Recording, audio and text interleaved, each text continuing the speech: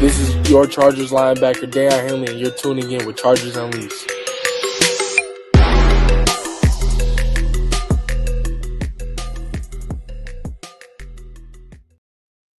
Welcome to another edition of Chargers Unleashed. Jake Hefner and Wolkenstein here with you from the LAFB Network. If this is your first time tuning in to the show, make sure to hit that like and subscribe button on YouTube. You can also follow us on Facebook, Twitter, Instagram, Spotify, and Apple Podcasts. Dan Wolkenstein, it is good to be back.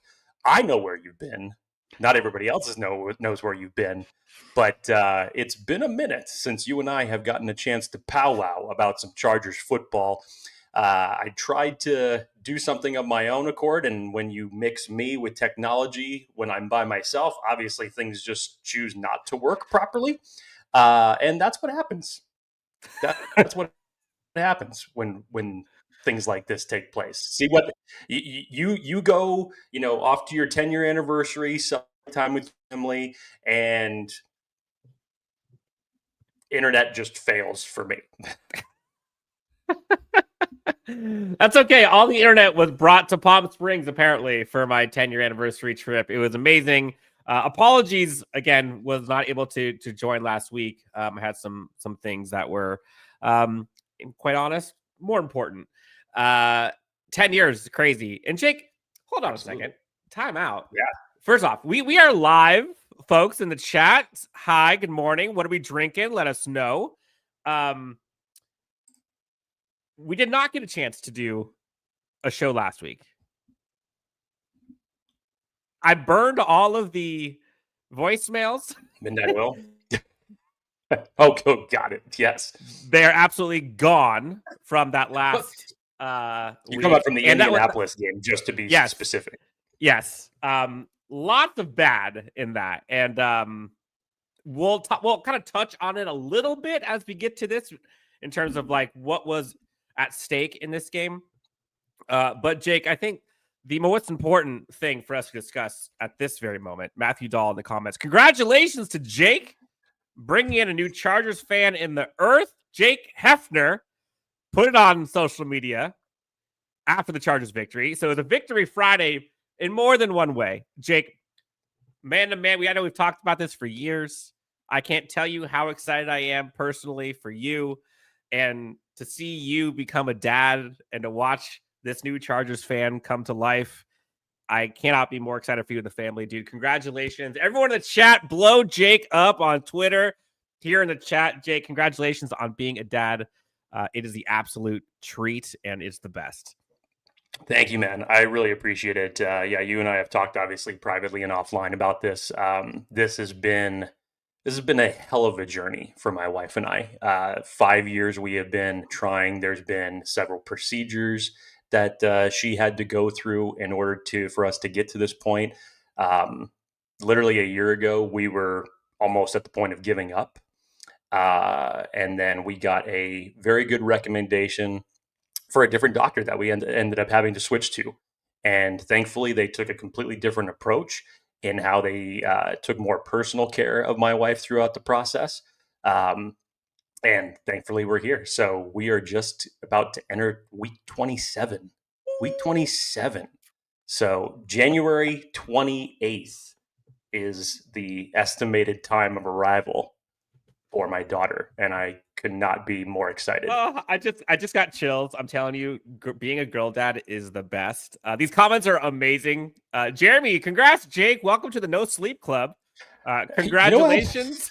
I'm kind of used to no sleep anyways, because I've got 3 cats and they're all pains in the ass for different reasons, but they always seem to affect me specifically. They leave my wife alone. It's almost, I've told my wife, the oldest one either wants to, like, literally has a plan to off me, because he'll always like walk right behind me if I'm coming downstairs, or like he'll try to trip me, or I think he literally is smart enough to where it's like, I want to wake this guy up so that I can have his spot on the bed. I'm going to piss him off enough to where he has to leave. And so that spot is now mine. So I haven't slept properly in 8 hours. I don't know, maybe since I was in Hawaii in September when I finally got vacation away from the cats. So No Sleep Club.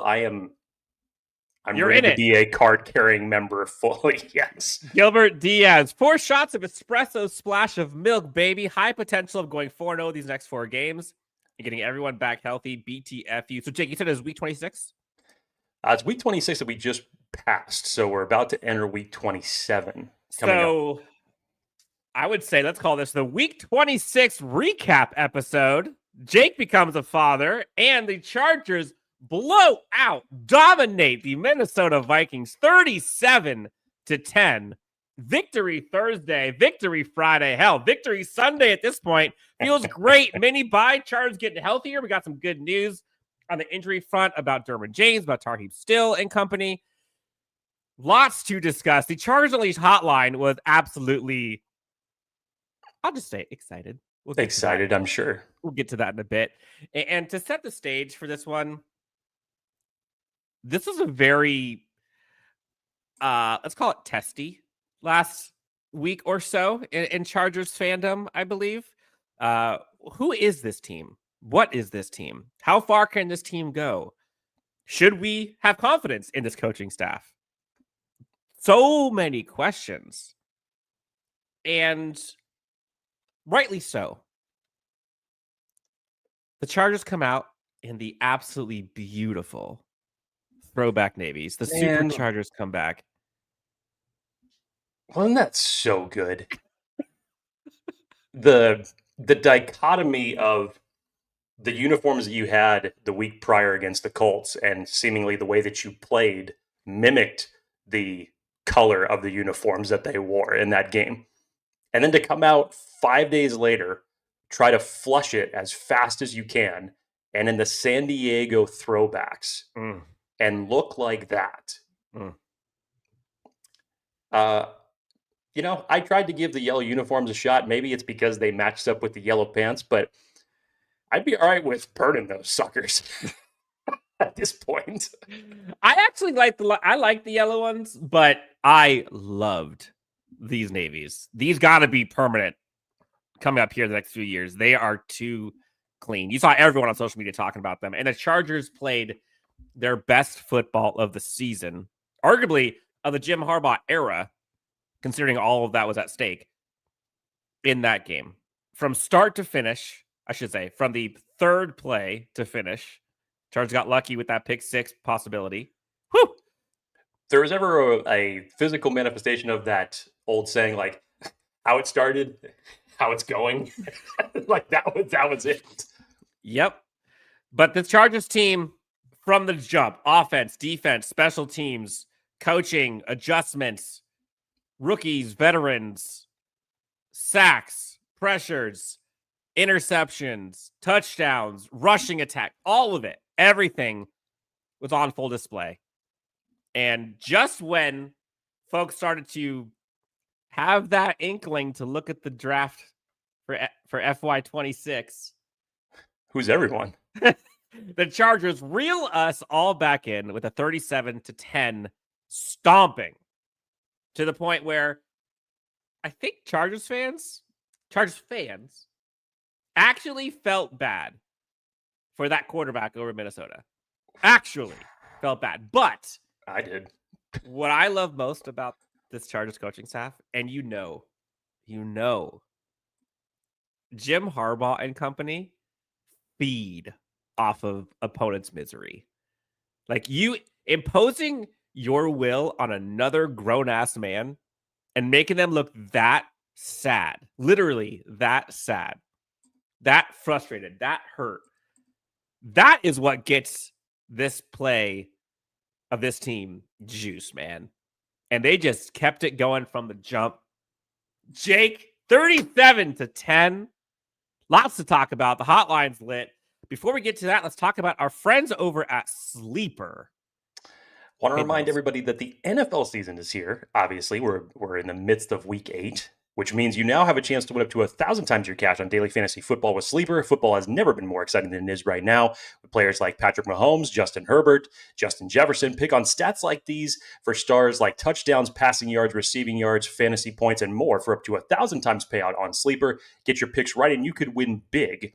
Just make sure to use the promo code ChargersLAFB and you'll get up to $100 match on your first deposit. Terms and conditions apply. See Sleeper terms of use for details. Currently operating in over 25 states. Check out Sleeper today.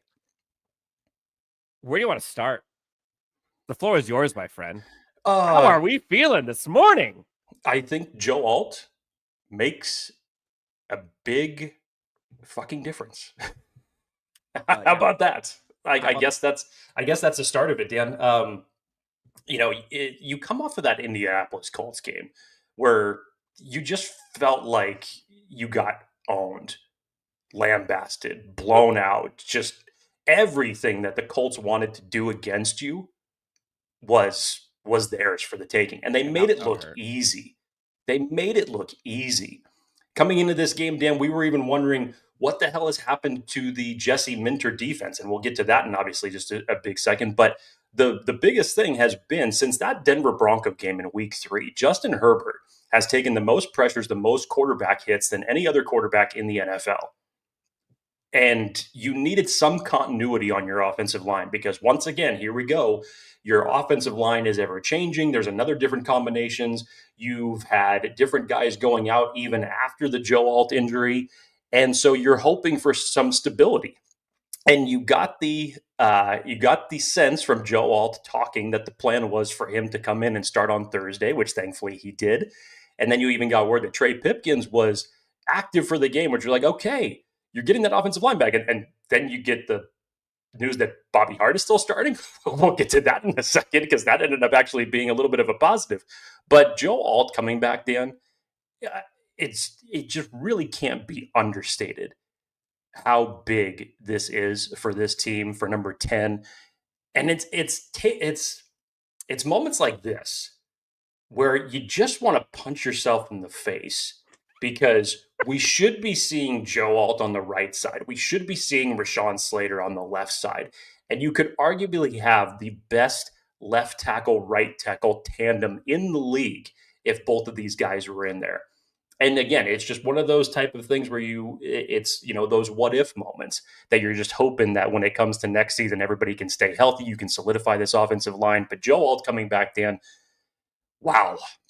Just what an impact. And I think that it was felt throughout a majority of the rest of the offensive line. I was very impressed with just in general how the Chargers offense was able to operate. You have a score like this, an offense like this that reminds you of what they're capable of doing. I thought Justin Herbert's decision-making in terms of utilizing his legs was very, very good. Joe Alt even got rolled up on that same ankle that he hurt and just went right back into the game. Like Joe Alt is tough as nails, man. As tough as nails. But yeah, you think number 10's happy to have his blindside protector back there for this season? Yeah, let's chalk that up to a big time yes. The Joe Alt effect is real. And there is no more evidence than that football game. Rewind to that Colts game, fast forward to that Vikings game. It's a different movie, literally. And so I call it the Joe Alt effect. And you hear the term like force multiplier, like that is the definition of it. Not only does Joe Alt improve the offensive line and protecting Justin Herbert, he improves the run game. He improves the pass game. He improves the confidence. He improves the morale. And then, damn it, he improves just the toughness of this team. And you watch what this offense does with him against, mind you, a very good Minnesota Vikings defense. Like, don't forget that. 9 for 13 on third down. 3 for 4 in the red zone. 212 passing yards, 207 rushing yards, 39 minutes of possession, and 37 points. And honestly, it could have been mid-40s. Easy. The Chargers team didn't punt. Yes, a lot of that is Justin Herbert. A lot of that is Kamani Vidal. A lot of that is Ladd and Aranda Gadsden and the crew. Like, we get it. But Joe Alt, I'm not saying that he is the truck versus the trailer as much as Justin Herbert, but he is a damn truck. He is pulling the trailer of this team. And for those, myself included, at the time, that were pounding the table for wide receiver, and you saw Malik Neighbors go after Joe Alt, imagine what this team would look like right now without 76. He is that dominant, that important. Everything of that offense was because of 76. Absolutely unreal. Folks in the chat, you know how this goes. If you have any questions, comments, topics, thoughts, put them in the comments. We'll do our best to go through them. Jake, the hotline was fun. Was it fun? The hotline was fun. I'm excited. I don't know. I'm excited to hear this. 323-902-7586 is the number to the hotline. Again, you can leave a 30-second voicemail or so, and we'll try our best to get it throughout the episode. Jake, let's get to some of these voicemails here, and we'll kind of weave these in and out of the episode here today. First voicemail. Let's hear what they have to say. What's going on, guys? This is John here. Had a couple of days to think about the game. After that Colts game, which I didn't even watch, I simply was ready to give up on the team. Yeah, I'm telling you. The vibes are high now. They were literally opposite this time last week. And there was a sliver of hope left, and this Vikings game was the game where or not they either lose me or they get me back in, and damn it, they brought me back. We're so back, baby. Let's go. Back in. And it feels good to watch my team blow out a decent team. Not like a bad team, but a decent team with a decent quarterback. Yeah, everything just went right tonight. It's been a while since we've seen a game where we didn't punt the ball at all. And, man, everything was just perfect. It was the perfect game. Best game of Jim Harbaugh's era. Hey. It's hard to argue otherwise. Sliver of hope restored. There's a lot in there, Dan, that I want to take away because so much of that is true.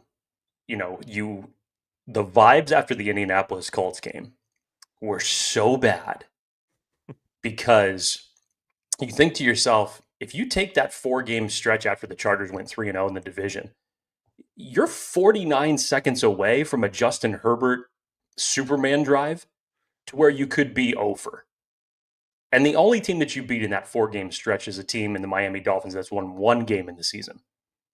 Like, you squandered an easy part of your schedule against the Giants and Jackson Dart's rookie start, against the Washington Commanders when you took a 10-0 lead when they didn't have Terry McLaurin, then they got you for 27 unanswered points. And then you just absolutely get bum rushed by the Indianapolis Colts.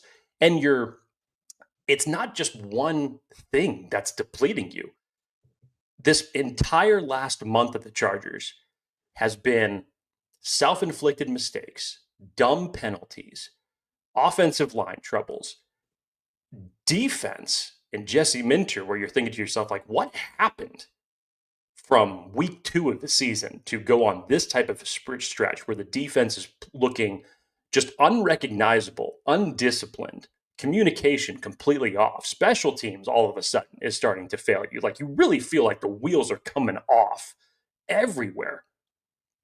You got players in and out, injuries, you have no run game, essentially. And you're just like at your wit's end. Real quick, Girthy Guitarist, this is where you're at.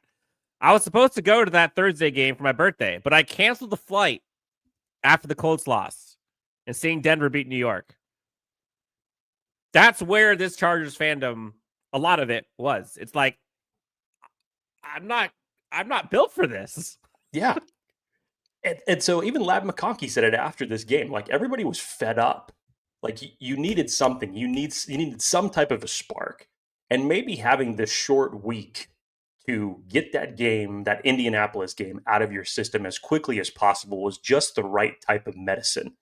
Because this looked like a Jim Harbaugh-led football team that we are accustomed to seeing, where you're hitting on all 3 phases of the game, something in complementary football that you felt that they haven't played since the first week of the season.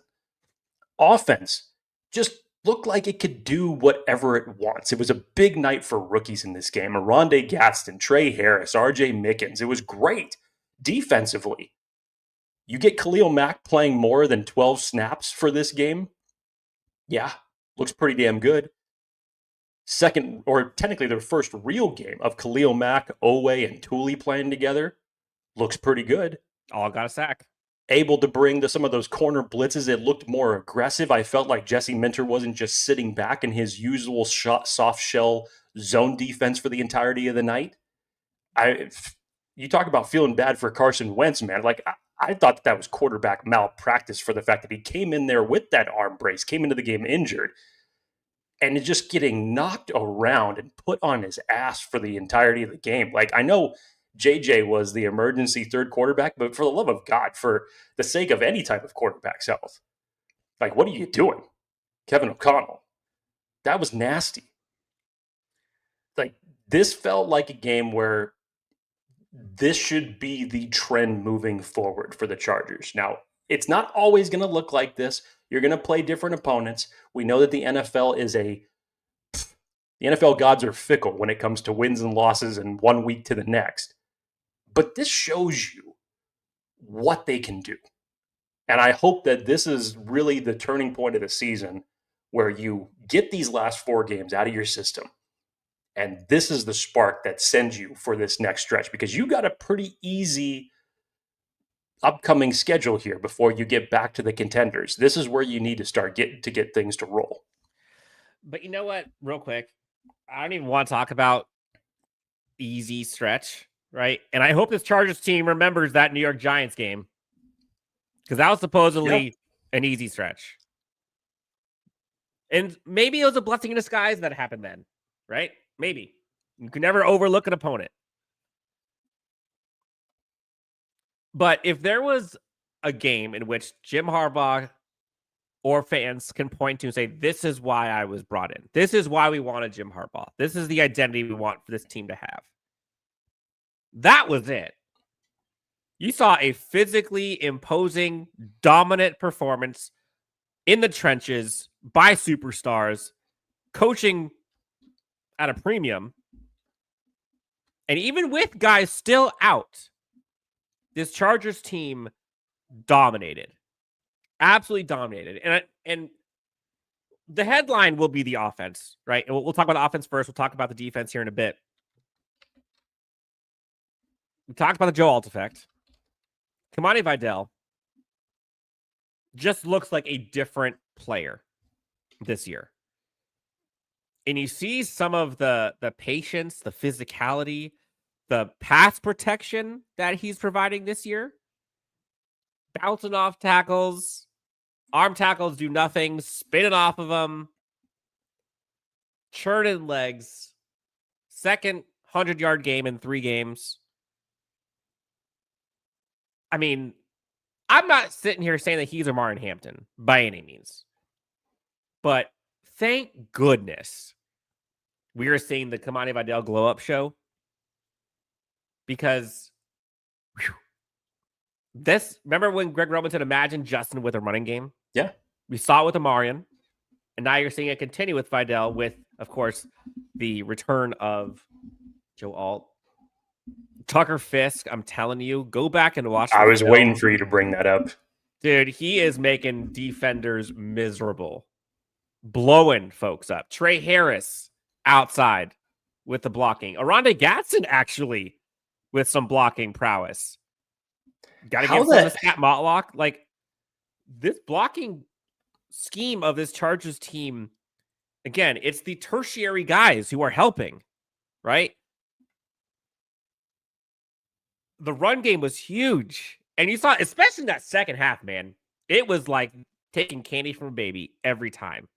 I mean, there's a sequence, I forget exactly what it was, but I wrote down, there's a sequence where Vidal goes for, I believe it was 18 and then 21 in those 2 consecutive carries. Well, before that, there was the second half, start off the second half. He had inside runs start the drive, 7 yards, 9 yards, 9 yards, back to back to back. Then gets the dump off to gain 9 on third down. Like, there's a 4-play sequence where he just dominated. I think that was the first drive of the second half that you're First drive of the describing. second half. And then, again, to your point, third offensive drive. Vidal goes broken tackle, gain of 18, bounces off defenders, sheds arm tackles, no big deal. And then again, 23 physical yards. Patient, bouncing outside, breaking tackles again, spin move, Tucker fist, making it look easy, opening up carpool lanes. And he would have had another rushing touchdown. Quentin missed a block down there at the goal line. Got to the one instead. But the offense overpowered, and it was Kamani Vidal, Oronde Gadsden again. It was Trey Harris. We saw Ladd McConkey and Keenan getting anything they wanted.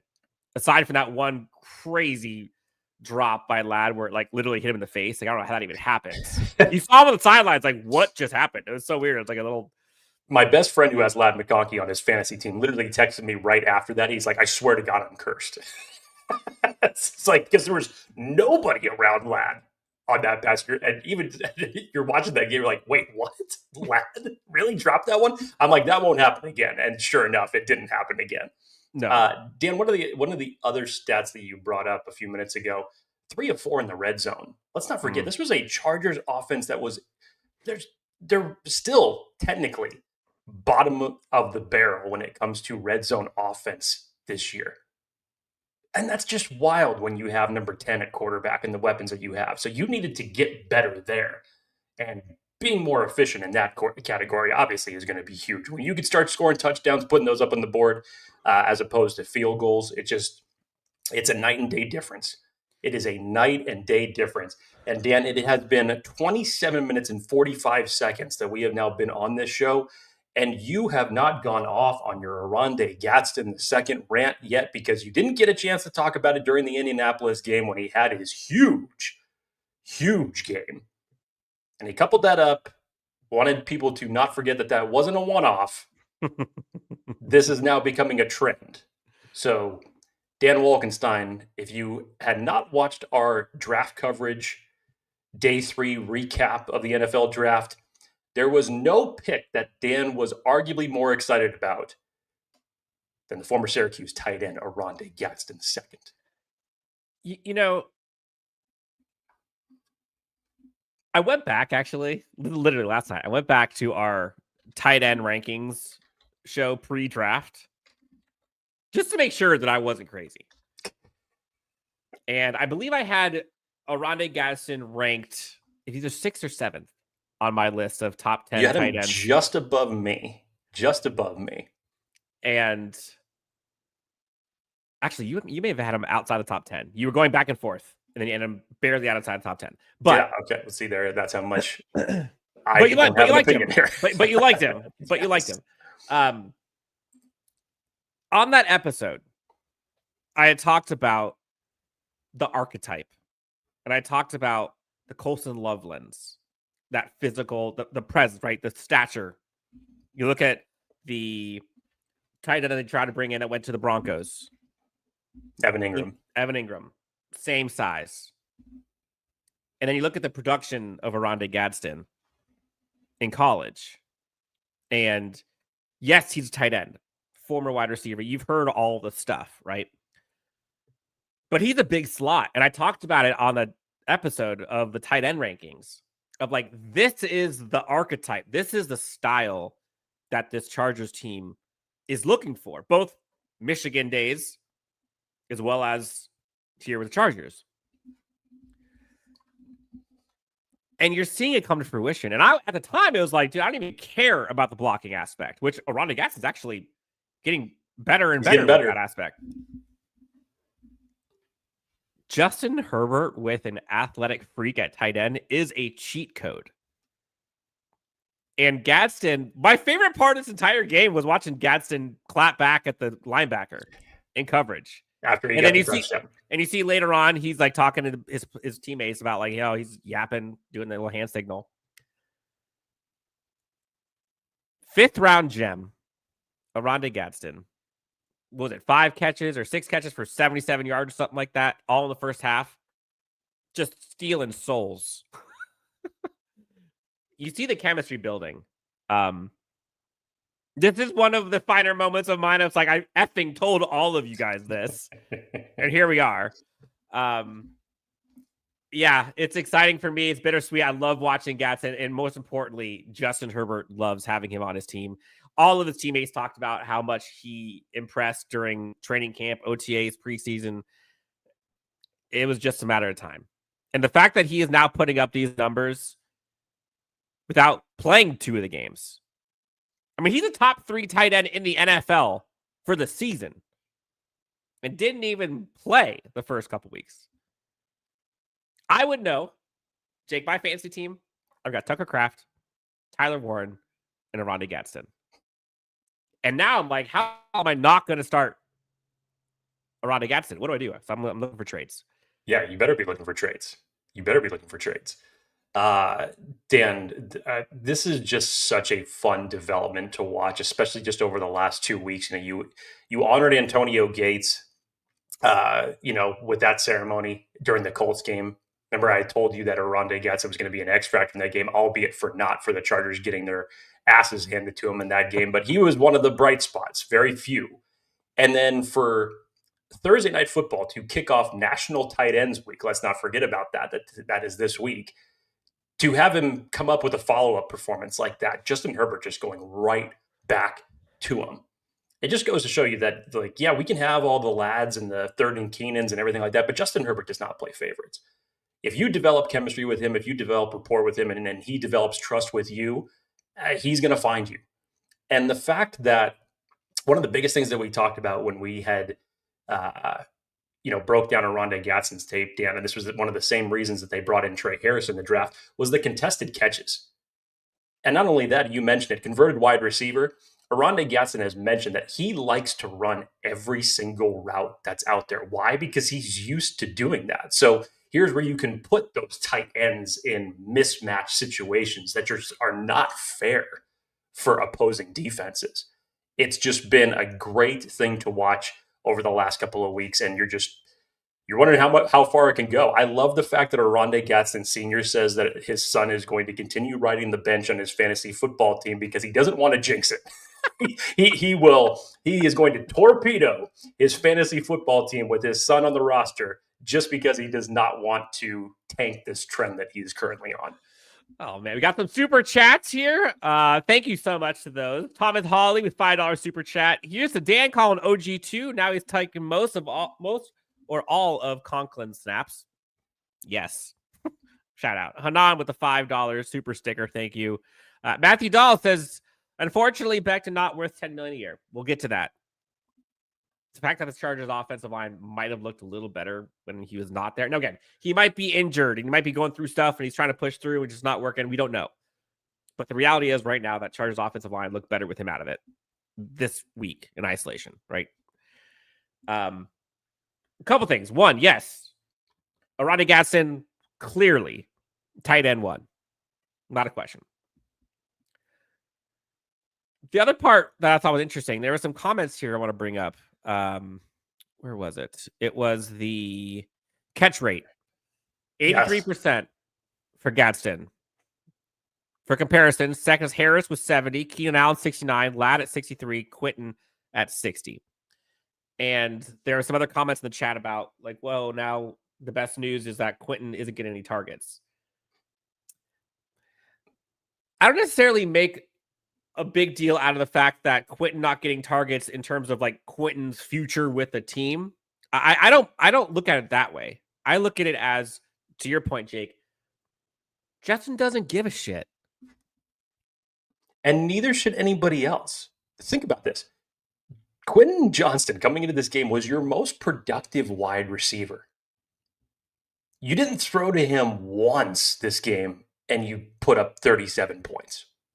That's the perspective that should be looked at here. Yeah, it's similar to weeks 1 and 2, right? Chargers go 2-0. Quentin Johnston's going off. Aranda Gadsden's not even being looked at. No one's saying, oh, that means Aranda Gadsden is an afterthought. He's not going to be good. It just means he didn't need him yet. Chargers didn't even need Quentin in that game to go off. Will they need him later? I think yes. And Jake, we talked about it preseason. the weapons that this Chargers team has. Oh, does it feel different than a year ago? Good Lord. And Holy that's shit. without Najee Harris and Omari Hampton playing. That's without KLS on the field. That's Quentin with no targets. You see how easy it looks when you have a tight end like OG2. He's only going to get better. He's only going to get better. Jake, remember back in college, Ronnie Gadsden last year, I believe, it was 103 targets, only 3 drops.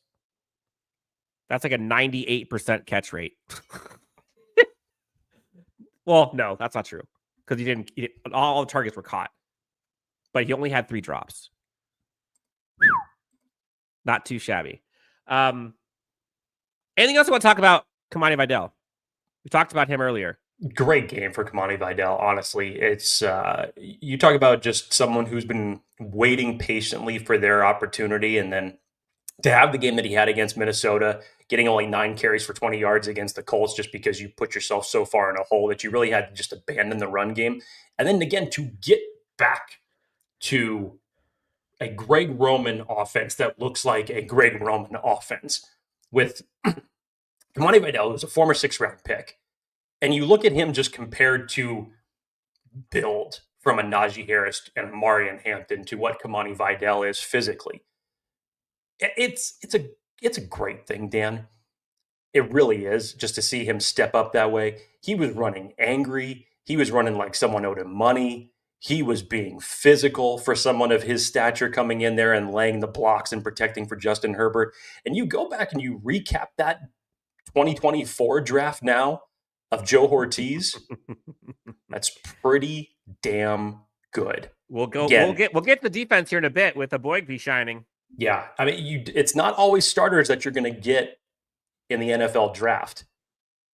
But when you need moments like this, where there's key depth pieces, where starting opportunities like this come up, and when they say that whole next man up mentality, I don't think that there's anybody who could personify that better right now than Kamani Vidal is doing. Your RB3 Truly. just went for $1 2 out of 3 weeks. Technically, it's RB4 because Hassan Haskins was also out for this game. Yep. Jeez. And what has been the big talk as of late for, these 2 injuries with Harris and Hampton going down, and everybody's expecting the Chargers to go out and get a running back for the trade deadline. Kamani Vidal's making an argument right now to say, you don't need to do shit. Mm-hmm. Like, I got you. Yep. I agree. Hugo Boss, what's up, guys? Set my alarm for this, but I slept through it. Nice, but I'm glad you made it.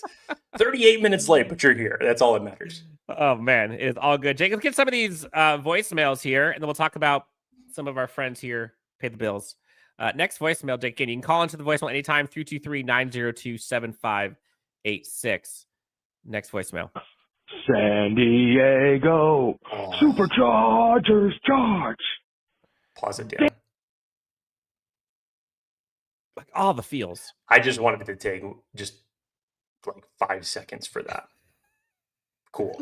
All right, we're good. Damn, Thanks. where's that team been, guys? Where the hell has that team been the last? Right? Again, what is the one thing that was the force multiplier that turned that Colts game into the Vikings game? That's where the team's been. It's been on the bench. Last few weeks. That was a performance. Damn, not gonna lie. Sunday's game, absolute garbage. I'm telling you, the dichotomy between these 2 weeks could not be more drastic. This is why it's frustrating being a fan of this team. Because you always come back with like phrases like this. Where the hell has this team been? Like, this is what they're capable of. On paper, it looks super talented. You know what they can do because you've seen it before. You just wonder to yourself, like, how the hell do we go from one side of I'm done with this team to 5 days later, we're back?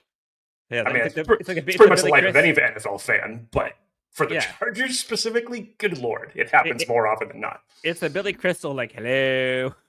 That's what this is like. That's right. I mean, I didn't even recognize the team. Didn't recognize the defense.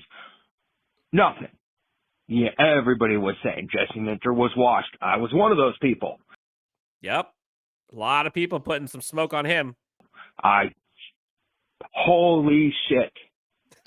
We need to do something about these injuries, guys. We seriously need to figure out what the hell is going on. Derwin James. I mean, we had, 3 or 4 starters tonight go down? Thankfully, most of those are okay. It looks like Derwin James, the low ankle sprain. Tarheeb still seems to be fine. He talked about it post game. I think Tony Jefferson was fine. Came back in afterwards. Came back. Mm-hmm. So Becton was the big one that you don't know how long that's going to linger. And you see him on the sidelines trying to get back in, but something's not right. So we'll see. I mean, what the hell? But you know what? This team rallied. I saw Justin Herbert in true form tonight. He just was like, you're not taking me down. Head diving into defenders. And then Kamani Vidal. Where did you come from? This is the Vidal we've been waiting for, and all of a sudden you decide to just turn it on tonight? Just breaking tackles, twisting and turning? What is it? Is it the old uniforms? Did you feel the LT power? Damn, guys, tonight felt good. 10 days. We got 10 days before we play Tennessee. Should be an easy win. Nothing's easy in the NFL, but 10 days to get healthy. Woo! Joe Alt. Look at the difference that Herbert plays when Joe Alt is on that line. Let's go, boys. Hell yeah. Bolt up. Oh. Vibes there felt great. Dan, if there was a petition to make the Navy unis the standard, I'd sign it. I don't even care if it relates to a win or loss record. It just looks so damn good. Mm-hmm. Yeah, sweet jumps. The Qualcomm vibes was amazing Thursday. Hugo Boss, I was getting major FOMO from what I heard. It felt like a game at Qualcomm. Yeah, I agree, man. I agree. Love it. San Diego Superchargers, says Jeremy L. with those unis. Shout out to the Chargers staff, to the marketing team, to the design team. I mean, they had that thing looking beautiful. Brad Jake is here. Bong hits for everyone. 8:45 a.m. and Brad is token. Good for you, my friend. Man, that felt good. And we all know the record of the previous Navies. Not great, Bob. No, not great, Bob. But you see the likes of Rodney Harrison talks about LT and Rivers and Gates and kind of the old school unis and bringing back the Qualcomm, the 8-bit stuff. And you had to perform in that environment with those uniforms. So you had to. And to see them put on a show like that was just, I think that's being from San Diego and seeing this team kind of go through it and seeing them reach back into the San Diego bucket and be like, we see you, we hear you, we want you here. Like, you're part of this. Some of them might not want it. I get it. It's fine. But to see them come through in that uniform, I know it's, it's an optics thing, but like that stuff matters to people. I really think it matters to people. I mean, if they went out there and shat the bed in those uniforms, just like the yellow ones, like you don't think there'll be salty San Diego fans just dunking on it? Yes, some people want this team to still be in San Diego, and a lot of people would love it. But like right now, they're 90 minutes north? Whatever. Like we're past that right now. And now this is like, I know the Los Angeles Chargers, but in my opinion, this is starting to turn into like the Southern California Chargers. And winning cures a lot of those wounds. For some, they'll never heal. But with a performance like that, with a retro throwback, that's how you start, man. Like that's how you start. It's so fun. Jake, we've gone 40 minutes, right? We haven't even talked about Keenan and Ladd much. Haven't talked about the defense. Haven't talked about the defense at all. Keenan and Ladd literally look like they can do whatever they want. Literally whatever they want. Third and Keenan's real. Ladd is always open. You see him torch, rain, teardrop throw by Justin sidelines. Great throw, great catch. Unreal. Absolutely smokes Jeff Okuda. the last thing I think we should talk about for the offense, a mobile Justin Herbert is something to watch. And you saw it from the jump. You saw it from the first series. Extend the play, that third down conversion to Keenan. You saw him tuck it. You saw him extend the pocket on bootlegs. You saw him climb the pocket and either deliver strikes or rush for explosives. He was on a mission. And after that weird throw, there were two bad plays that he had the entire game. There was the almost pick six, and then there was the kind of bad decision, in my opinion, even if it was not tipped. The cross-field interception, yeah. That gave the interception, gave Minnesota some momentum back for a little bit. Other than those two things, that was about as perfect of a quarterback performance as you can see in the modern NFL. At the end of the day, this was an incredible performance by this Chargers offense. Blocking was great, pass protection, run blocking, all of it. It was phenomenal. It was phenomenal. Anything else on the offense, Jake, before we talk about our friends over at Brunt? Bobby freaking Hart, way to turn it around. Way to turn it around. I get it. Your first game that you're starting against the Colts in 3 years, and it showed 5 days later. That wasn't bad. And again, I was even wondering the exact same thing when we got the news that Trey Pipkins was active. And all of a sudden I see the tweet drop from Popper saying, Bobby Hart's in the starting lineup for, warm-ups. I'm like, everyone's like facepalm. Wait, what? Wait a minute. Trey Pipkins was just back active. Like, what's happening? And this is now the level of the mindset that we have become because of the injuries and everything like that. It's like we're elated to see that Trey Pipkins is back starting right tackle. But Bobby Hart, show me more of that. I'm down for that. Please. Jake, before we get to the defensive side, more voicemail, let's talk about our friends over at Brunt. Oh, Dan, when it comes to Brunt was tired of the workwear brands out there cutting corners. You had to work hard to be stuck on uncomfortable boots that don't hold up. So they built something better. Boots that are insanely comfortable and built for any job site. For a limited time, our listeners get up to $10 off at Brunt when you use the promo code LAFB at checkout. Just head on over to bruntworkwear.com. Use the promo code, and I said LAFB. I meant Chargers LAFB. And you are good to go. And after that order, they'll ask you where you heard about Brunt, and just do us a favor and tell them that Chargers Unleashed sent you. First half offense was the best offense by EPA for any team all season. No punts either. Yeah, they had like 230 yards of offense, something like that in the first half. I mean, that offense was humming throughout. Absolutely insane. The other part too, last thing on the offense, I'll say, middle eight, huge. I was waiting for you to use that term after the Ladd McConkey touchdown, and then how they came out and started just running the ball down Minnesota's throat to end up getting the tack on the field goal in the middle eight. That's how you work the middle eight. That's great. That's why you see so many teams when they win the coin toss defer, because they want that middle eight opportunity. 10-0 in the middle eight. You'll take it. Jake, next voicemail. Let's get some of these. Oh man. Is this Brad Spicoli? It's either he's having a really good time or he's choking on something. I don't know what it is, but hopefully it's all right. Maybe he got some, water went down the wrong pipe. Whatever it is, I'm expecting something good out of this. Hitting a bit too hard tonight. Yeah. How y'all doing? Boober from South Florida. We did it, guys, in prime time in the new Supercharger jerseys, the one I'm currently wearing right now. It's great. It's really the color quiet down, but who cares? Point is, we won in prime time. This is what you need to get back game. And you did it with Mackay going in and out of the lineup. Your second best offensive lineman in and out of the lineup.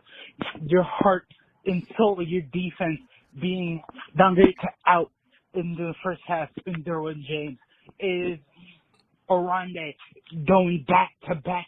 Trey Harris with the touchdown. And even though he didn't get the sack, at least something I was watching kind of the pressure, I wish Troy Dye got his revenge again a bit more. It's okay though. It's fine. We won. On to the next one. Bolt up. Defense, Dan. Oh, sorry. That was not a sound I was expecting to hear. On the soundboard over there. Let the train roll. Okay. That's Dan Wolkenstein is opening up the soundboards. I see. Okay. Another one. There's another one.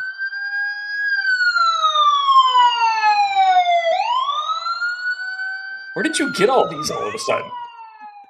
Is this what you spent your time on your vacation doing? Like, hey, I'm going to add a new element into Chargers Unleashed. I'm going to get myself a little bit of a soundboard and add some more audio. Fire the sirens. Fire the foghorns. Give me some train sounds. Okay. I don't care what you need. Folks are back on board. Defense That looked dominates. familiar. That looked like the Jesse Minter defense that we are accustomed to seeing. You could tell post-game, pre-game from the comments of Khalil Mack that he was pretty pissed from the standpoint that he was only limited to 12 snaps in that Indianapolis Colts game. Now, I get it. You don't want to rush him out too early. You're not entirely sure what his production is going to be coming off of that dislocated elbow. But in 12 snaps, the guy gets a sack in the Indianapolis Colts game, and against one of the most productive running backs in the league, when you really need some help on the edge defensively and you only kept him to 12 snaps. Look at what he was doing against the run game in this game. Khalil Mack was crashing the line and just giving no lanes for running backs, not allowing anybody to really bounce outside. The combination of Thule, Owe, and Khalil Mack, they all shined in this game. And how about Justin Ebogbe? Wow. I mean, we heard it, Dan, going all the way back to training camp. We even heard Jesse Minter personally highlight Justin Ebogbe coming into this season. And obviously, you didn't get a chance to see him much last year for a number of different reasons. But what a way to step up in the interior. I mean, he's taking on double teams in order to get to Carson Wentz and put him on the ground. Dan, there was one sequence. I can't remember if this was when he got his second sack or if it was just a quarterback pressure. But literally, Justin Ebogbe just took the offensive line and threw him to the ground. I mean, just absolutely manhandled him. All of a sudden, you're starting to see this Chargers defensive line take over the trenches. We've talked so much about Tier Tart and being the physical presence there, where Jamari Caldwell has had some of those moments throughout this season. But with first drive. Yeah, but with Deshaun Hand out, and other guys in the defensive line, you're looking for someone else to come up and create pressure. And what a hell of a way to do it for Justin Ebogbe. Pardon me, I'm having my own choking problem over here. So give me a second. Yeah, the defense absolutely dominated from the jump. And again, we talked about it earlier. Like, you kind of felt bad for Carson Wentz, but Jim Harbaugh and company were just getting off on that. You know they were. Jamari Caldwell from the jump, absolutely wrecking shop. Deion Henley, Tyler Tart as well.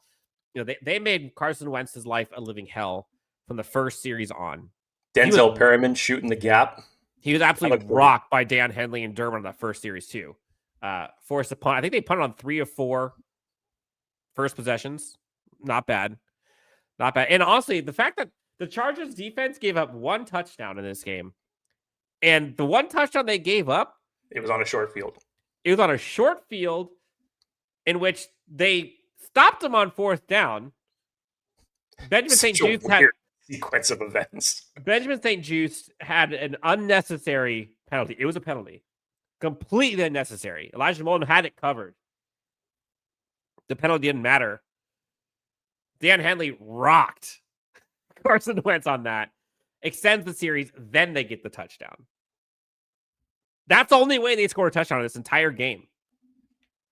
Was extended because of a penalty on 4th down, and because they had a field goal that was made, that then they had legal procedure because there was 12 men on the field, and they went from a field goal to make it 24-6, 24-3. They go back to try to get a touchdown and said that's all of the weird dichotomy that got to a touchdown. an utter dominant performance. And he talks about the trio, Adafe Owe, Tuli, and Khalil Mack. Those three really shined. Dan, I want to highlight Cam Hart. I thought Cam Hart had a great game. His main responsibility was covering Justin Jefferson this game. Justin Jefferson, who still hasn't scored a touchdown since week 1, by the way. But again, you're talking about a Chargers defense who was virtually just soft zone, allowed any teams to do whatever they want. They've allowed explosive plays through this last 4-game skid. They're coming into this with Addison, Jefferson, and Hawkinson that can definitely show up and do what they want to do. We've seen this Minnesota offense capable of that.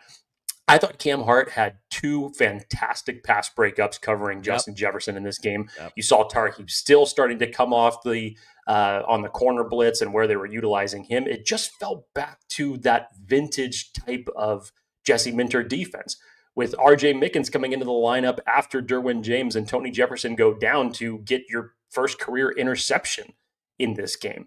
It's just guys all of a sudden showing up when they needed to show up. And once again, you can look at this as, from one perspective of being frustrated to say, where has this been for the past month? Or you use this as the catalyst to say, this was the moment that everybody came back to refocus.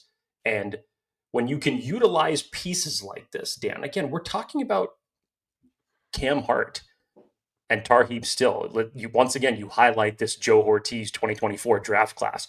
You talk about R.J. Mickens, who was a late-round draft pick this season, having to step into the shoes of Derwin James and Tony Jefferson. Like, are you kidding me? Those are easy shoes to fill in a crucial game for your team. Think about that 2024 draft. Super Princess puts here. Ortiz hit on like 6 picks in 2024. That's crazy. Like, think about that for a second. Go through those names that Joe Ortiz drafted in 2024.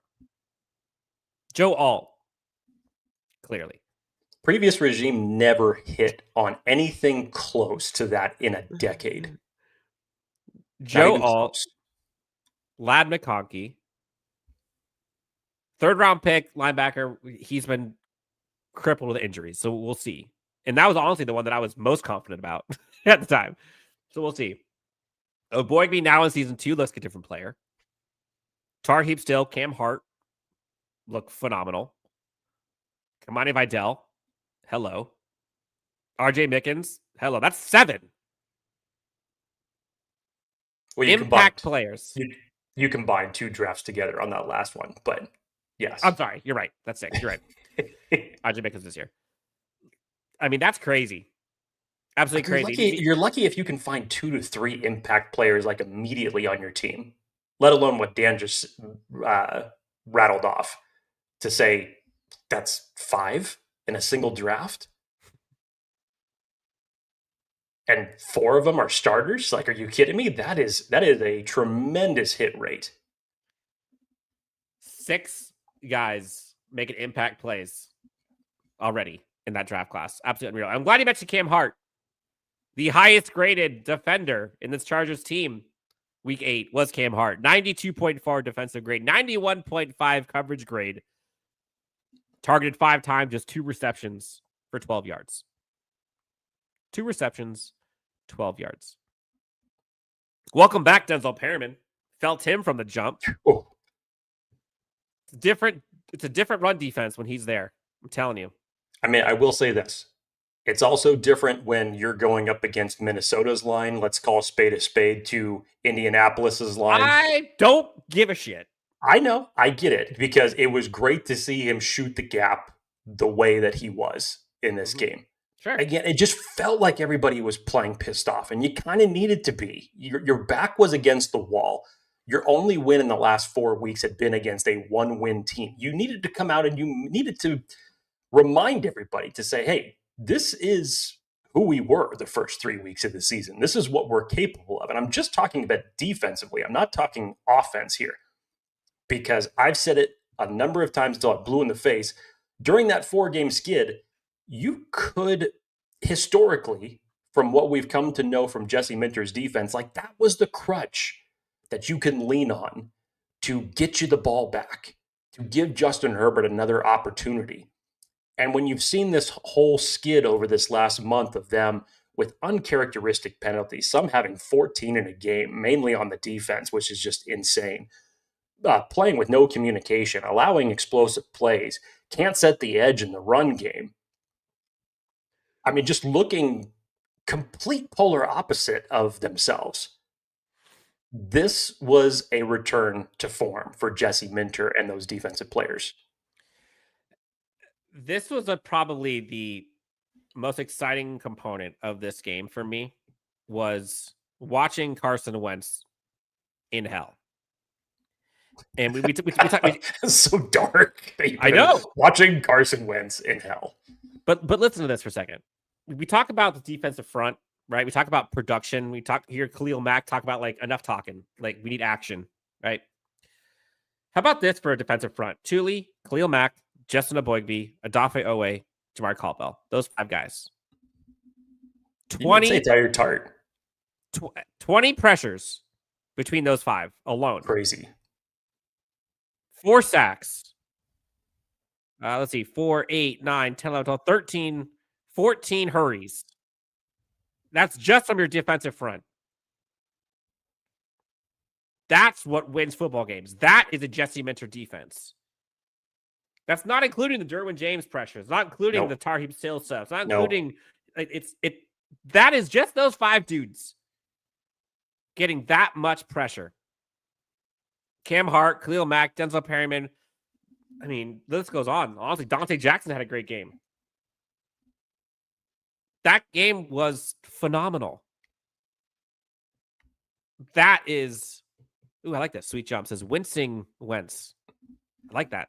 Yeah, and literally, he was wincing. Like, you felt bad. You talked about like the brace, and even on that pass break. I did feel bad, honestly, man. Like, your quarterback is literally writhing in pain on the field. Was it that tip pass by Tarheeb Still, I believe, where it looked like he barely even touched his arm, and then Wentz is just, dejected. It was awful. Dan, I know we don't have to necessarily worry about Chargers football today. Tom Pelissero with a tweet right now. Oh, I don't like your reaction to this. Tarheeb Still, who left Thursday night's win with a knee injury, suffered an MCL sprain that is likely to sideline him 2 to 4 weeks. That's tough. You hope it's on. I mean, you listen to Tarheeb's comments after that game, and he was very confident that he was not going to be missing any time. He did not think it was that big of a deal. Hopefully it's on the lesser side of things. And so hopefully you can see him return back in 2 weeks. Luckily for the Chargers, in terms of their schedule, I really don't even believe that it's a game that you need Tarheeb Still or Derwin James, for that matter, to win against Tennessee. And you get a little bit of a mini bye here, which is good. But once again, here we go with the Chargers injury news that you just hate to see. That's a bummer. Super Princess, I hate to be that guy who is positive on Greg Roman. By the way, Super Princess, I hate to be that guy. Who would have thunk? I hate to be that guy who is positive on Greg Roman, but our offense is ranked 3rd in yards per game with half a team out at some point. That's not too bad. It's not too bad, but when you think about it in terms of, I guess you have to look at it in terms of the Chargers having to play from behind in certain situations, especially in that Indianapolis game. Like, they rolled the stats for Justin Herbert coming into Thursday saying that he leads the league in passing. Well, yeah, no shit. It's like he's had 3 come from behind wins already this season. Goes career high in the Indianapolis game, albeit in a loss, and then has another spectacular performance on Thursday. But when you can start putting your foot on other teams from an offensive standpoint and just keep the gas rolling, like, hell yeah, it looks good. Did you see, I think it was a 3rd defensive series, the one that they got like the 54-yard field goal Minnesota did. First off, Perryman had the interception in his hands. He read that perfectly. Just dropped it. Yeah. But did you see Thule with that one arm, no look arm tackle on the running back? Oh, dude, go back and check this out. It was sick. A little nerve-wracking at times, but like, go back and watch that. Rewind. He's literally getting washed out. He just turns around, not even looking at the play, grabs the running back, pulls him down for the tackle. He wasn't even in the play. Unreal. Defense was dominant, right? You saw Tarkey with the blitz, batted ball, forced a punt. I mean, we talked about the pressure from that defensive front, right? Like, it was just this thing of beauty.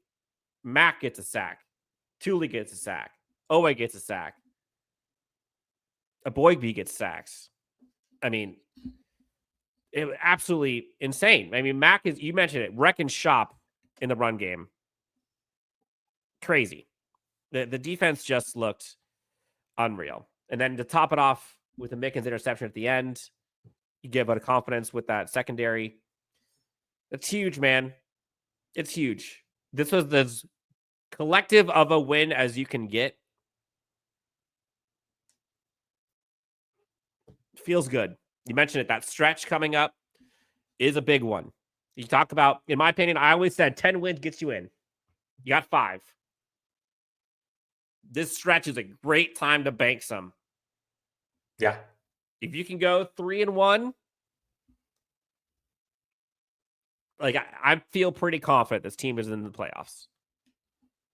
You go 3-1, give yourself 2 more games to win that back stretch. Man. Remember, coming into this game, I think the Chargers were just under 60% of making the playoffs, and that was before their win on Thursday Night Football. Thursday night's game was huge in a multitude of different ways. Brad says, rookies are stepping up. Sweet jumps. Will this performance transfer to Tennessee? Again, like there have been opportunities. That Giants game was right for the taking. And it would have absolutely shot this team off like a rocket. And then it crumbled. We're at that same point now, right? They've got the momentum back. They're getting folks healthy. Vibes are good, right? Accountability in the coaching staff, accountability with the players, aside from Bradley Bozeman. This is another opportunity. This is like a show me. All right, you guys are back. I will say I am pretty excited to go up against Mike McCoy. Look, like 6-3, given what this team has gone through, would be a huge accomplishment. Pretty good. But 5-4, like 5-4 and 6-3 are very different when you look at the back end of the schedule. You got winnable games here. You got Tennessee, you got Jacksonville, you got Pittsburgh. I mean, 3-1 should be the goal. I mean, hell, 4-0 should be the goal. But man. Let's get to some more voicemails here, Jake. Next voicemail. See what they got to say. What's up, guys? This is Matthew. That's how you win a football game, baby. Let's go. Complete football team. Great performance today, man. The uniforms, freaking amazing. Love those uniforms, man. Awesome. Justin Herbert, shout out to you, man. But come on, man. You got to start running the ball more, man. Like this game. Love it, man. You run the ball, man. Keep doing that, man. You know, if your O-line sucks, run the damn ball. You know, you shouldn't have Al Michaels telling you to run the ball and stuff. You know, you know better, man. You're a runner. Come on. But other than that, defense played amazing. You know, the quarterback, Justin Herbert played amazing. On a Gadsden, man. And we got ourselves a tight end, guys. Woo, boy. That dude's badass. Thank you. So, great win, man. Hope Derwin James is okay. Man, it's so annoying to see his high ankle sprains, man. Hope he's okay. Hope he's not long. Low ankle sprain. But still. Out for too long. But great win. We'll have to see next week against the Titans, man. But awesome win. Love you guys. Both up, baby. Fuck. Yeah, hopefully this Tariq Still injury is not a precursor to what any news we may hear from Derwin James. Again, initial reports the day following, so on Friday, was that Derwin James had a low ankle sprain, and because of the mini bye week, there was talk that he may miss little to no time at all. So time will tell on that. It's a bummer for Tarheeb Still, considering his vibes after that game, and all things considered. And people had already put it in the chat here, but 100% Nico Reed should see the field next week against the Tennessee Titans, which... Ooh, that's Jake's guy. I think it's a good game for a Nico Reed coming out party. That's not the preseason. Yep. And again, folks on that choo-choo train for Ronnie Gadsden. Love how you have added the soundboard. Oh, man. Folks on that Kamani Vidal train.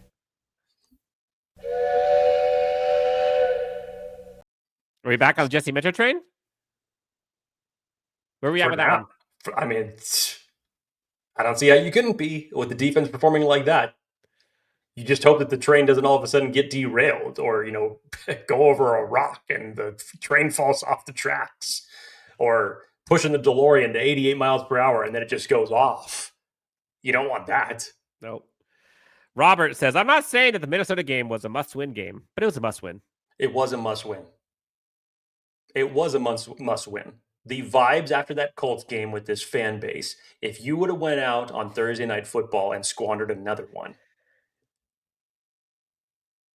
to only win 1 out of 5, I mean, how you started off the season 3-0, you would have been in really, really bad shape. Not just from what the fan base was feeling, but the vibes in the locker room just would have been out.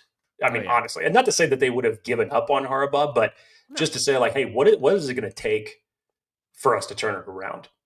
And hey, sometimes it takes getting your ass whipped to getting things in gear. And yeah, Joe Alt has a lot to do with certain things like that. 100%. 100%. And people are getting back to the nostalgia of Qualcomm. I can't pronounce your name. I'm so sorry. Hui? Please help me if I'm getting that wrong. The crazy train for kickoff was so nostalgic.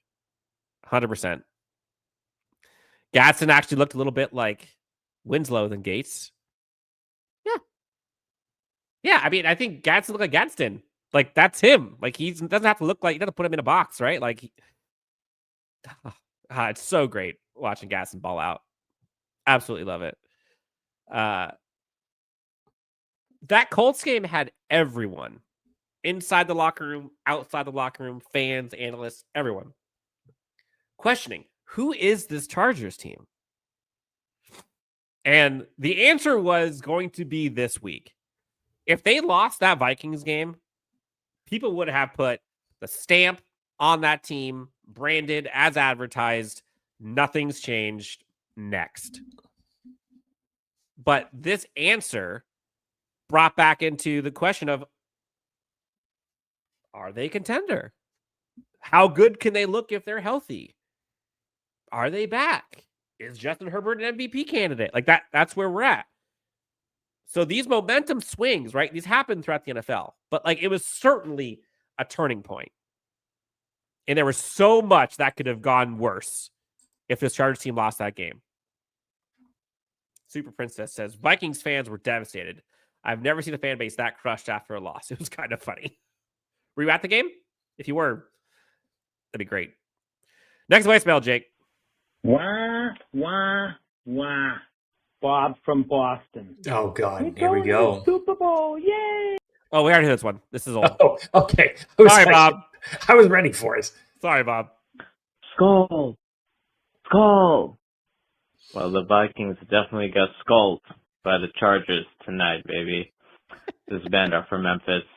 What's up, guys? Herbert is officially Brian Flores' kryptonite. I heard in another Vikings podcast that he actually changed his coverage scheme last time he faced Herbert.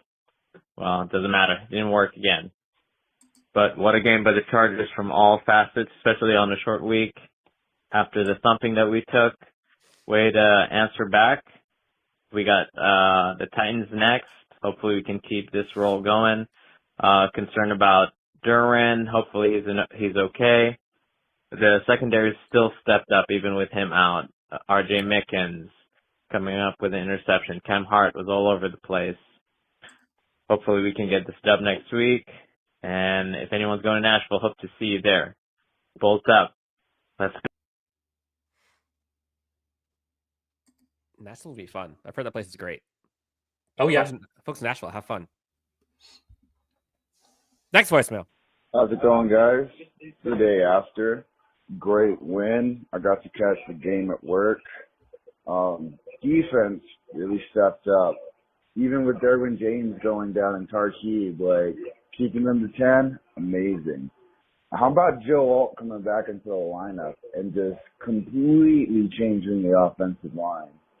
Like, yeah, they still got some here and there, but, like, man, it makes such a huge difference to have that man back. He's a captain for a reason. And Odafe Owe, let's fucking go. Going back to the defense. Coming in another sack in another game. Vaults up, and let's get Tennessee next week, guys.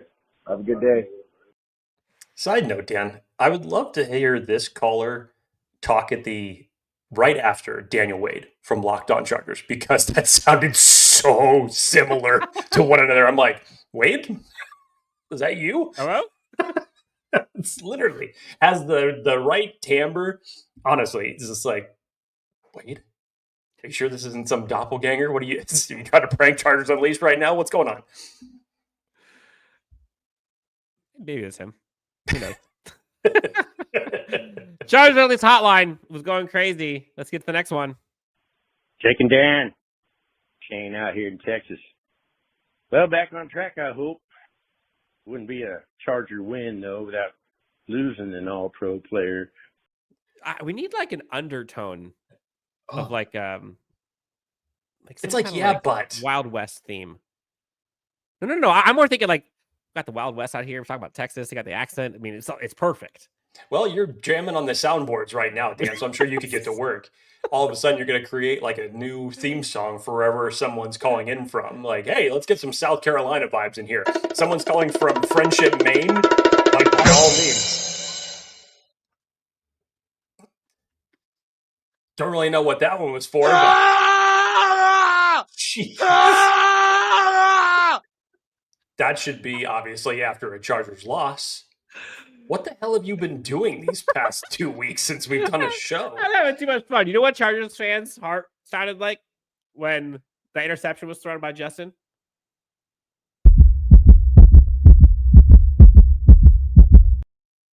Kinda. That last soundboard, that was apparently Carson Wentz when he was down on the ground writhing in pain. So here, jeez, Dan. You had way too much fun. And the fact that you all of a sudden decided to discover this during the show. That was the ambulance taking Carson Wentz to the hospital afterwards. Jeez, Dan. Oh. Next voicemail. God knows when. Oh, same one. Love to see Herbo spreading wealth, dishing dimes out to the playmakers, of which there are many. Can't you just see like tumbleweeds going through the screen? Go. Like now, all of a sudden, this is the creative juices flowing. That's all great, Dan. Let's get through the poor guy's voicemail. Finally, Jesse redeemed as we all knew he would. At least this may cool down some of that head coach scuttlebutt, and we can keep him for a minute. But the announcers, oh my God, guess how Michaels did this clown? You know, Al's at the point of his career. We have to understand this. Al's at the point of his career when you think about the peaks of where Al Michaels has been, which obviously just one of the best of all time. Yeah. But to now understand exactly being on Thursday Night Football on Amazon Prime, not to say that he's lost anything, but I honestly think that when he literally is speaking his feelings, I don't think that he's saying this to be frustrated, but it's just like, damn, I wish I could have watched a better game than just a thumping on Thursday Night Football, considering where I used to be. You know, I legitimately think he's pissed, but at the same time, I don't think he gives a shit for where he's at in his career right now. So say what you will about Al Michaels, but hey, I mean, if you were in his shoes after having his storied career, like, wouldn't you too want to see a better game for someone who's trying to not be biased one side or the other? Yeah. You'd have a purple stained chin from them Viking nuts, man.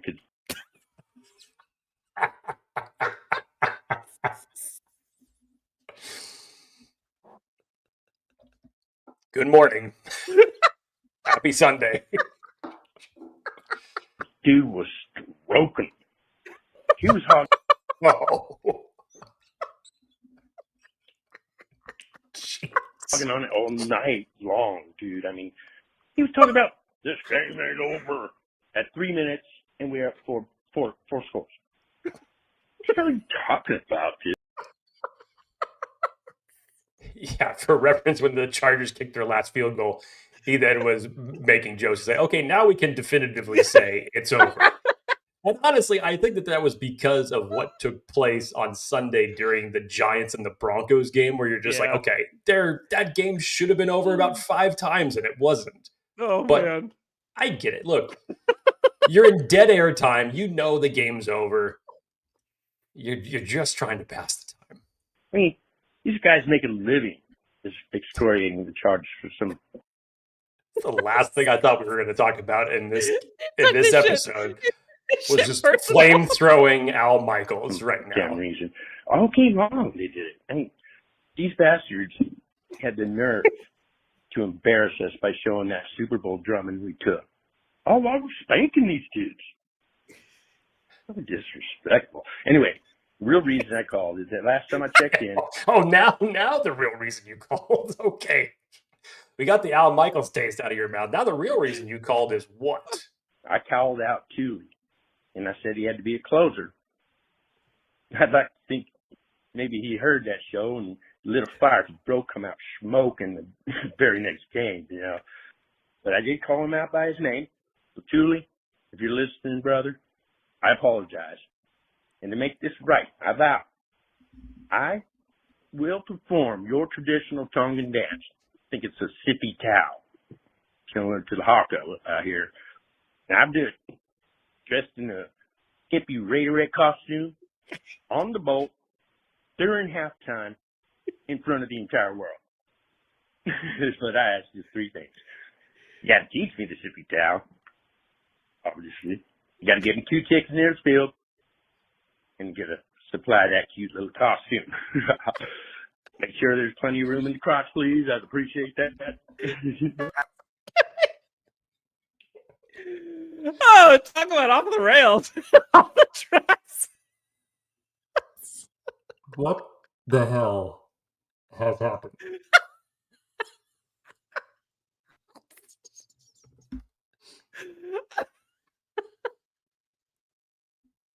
Man. Jake, thoughts? I don't have any, Dan. I don't have any. You know, normally Bob from Boston comes up with some pretty amazing visuals that he's able to talk about and his euphemisms that he creates, but that is a new level for Chargers Unleashed. Let me tell you what. Oh, God. Next voicemail. Jake and Dan. Shane out here in Texas. Oh, I can't do Wait it. a second. I was going to say, you going to replay the damn thing? Hell no. Ray from San Diego. What's going on, boys? So I made it home before calling you guys this time. And my dogs are anxiously waiting for me to take them for a walk. Poor dogs. If you're about to. Work on, boys. Give me a minute. The dogs can wait. I gotta call into the hotline. Exactly. Where the fuck has that team been in the last fucking 3 weeks? What's that mean? Where has that team been? I mean, sorry for the F-bombs, but it's there. It's always been there. It's like I feel like we have mismatched the last 2-3 weeks.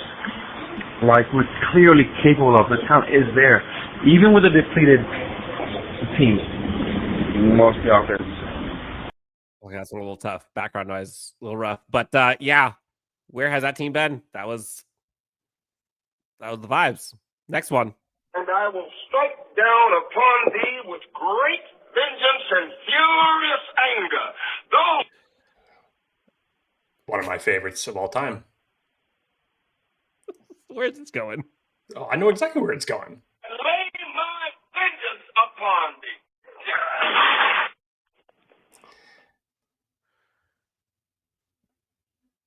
I don't know if it's Herbo having beer before. Oh, I was like, was that just it? You were just going to record Samuel L. Jackson's monologue from Pulp Fiction and leave that on the voicemail? It's like, is that it? Or is there a person here? Okay, good. There is a person here. Got it. The game, but whatever he's doing, he needs to keep it up. Kamani, Herbert running like dogs. We got Lad, Arande, looking good out there. Trey getting in the end zone, beautiful. Hopefully our boy Derwin's good, with a few days off before next game. Hopefully Becton gets healthy and stays healthy. Welcome back, Joe. Big game by the Bolts. Bolt up, baby. Woo! Vibes are back, baby. Vibes are back. Vibes are back for at least a week. We For got at least a week, you know that the vibes are back. Oh, man. Oh, these things just go on forever. Next voicemail. Hey, this is Connor. I'm all the way from New Jersey over on the East Coast here. Enjoy. Stayed up for this game. I'm 17 years old, and that might have been the most resounding Chargers win I've ever watched. I mean, there's an argument for sure.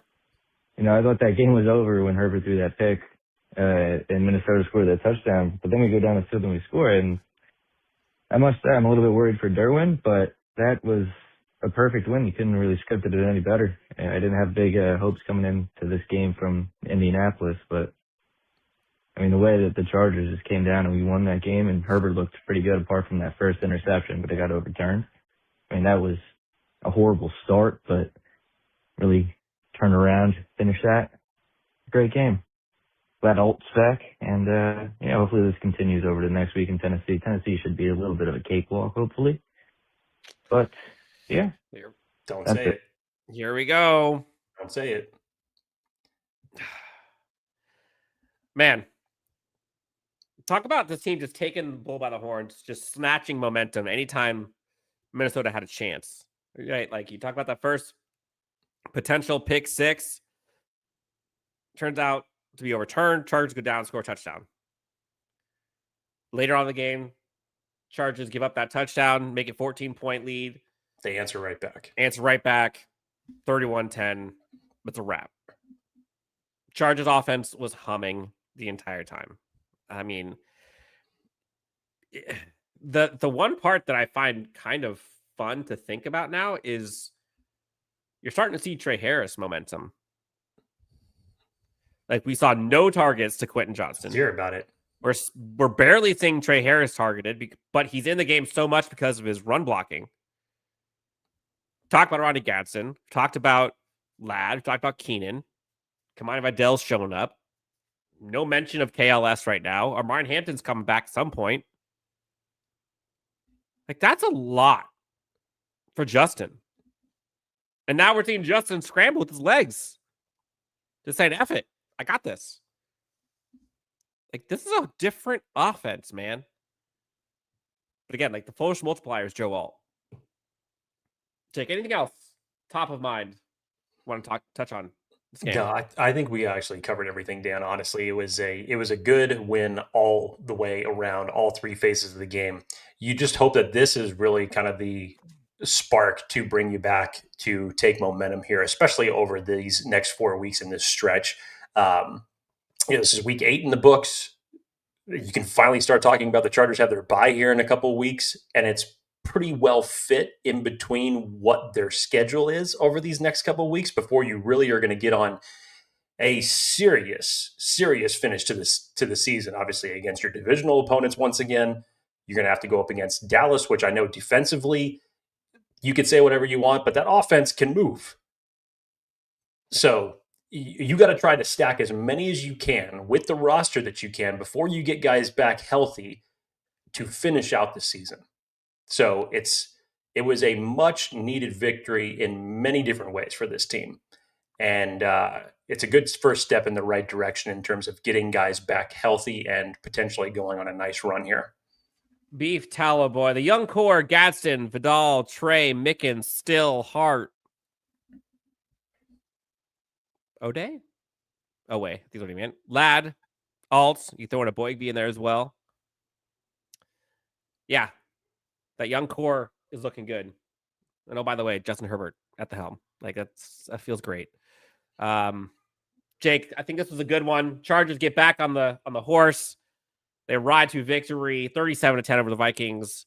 Next up, Chargers get a little bit of rest, mini bye, then are playing in Nashville against the Titans. See if they can kind of capture this momentum, lightning in a bottle, so to speak, get to 6-3.